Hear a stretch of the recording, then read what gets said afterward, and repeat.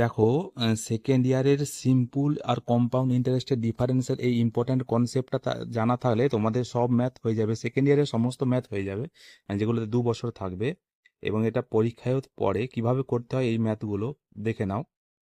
Rate বলা আছে আমাদের কত না, রেট বলা আছে আমাদের 5%। রেট যদি আমাদের 5% হয়, 5%কে আমরা লিখতে পারি 1/20। আর 20 যদি আমাদের এ হয়, তাহলে আমরা জানি প্রিন্সিপাল কত হবে, প্রিন্সিপাল হবে A²। প্রিন্সিপাল হবে A², সিম্পল ইন্টারেস্ট হবে 2A এবং ডিফারেন্স হবে 1।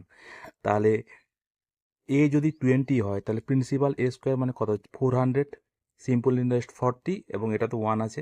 আমাদের চাইছে কি 1 ইউনিটের ভ্যালু কত দেওয়া আছে, আমাদের 1 ইউনিটের ভ্যালু অলরেডি দেওয়া আছে 122। তাহলে 400 ইউনিট মানে প্রিন্সিপালের ভ্যালু কত হবে, 400 × 122, 48800 অ্যান্সার আমাদের। চাইলে আমরা এখান থেকে সিম্পল ইন্টারেস্টের ভ্যালু বের করতে পারবো, যদি চাই, যা চাইবে আমরা বের করতে পারবো। এরপর তোমাদের কি করতে হবে, যদি বুঝতে পারো তাহলে এই ম্যাথটা তোমরা বাড়িতে প্র্যাকটিস করো।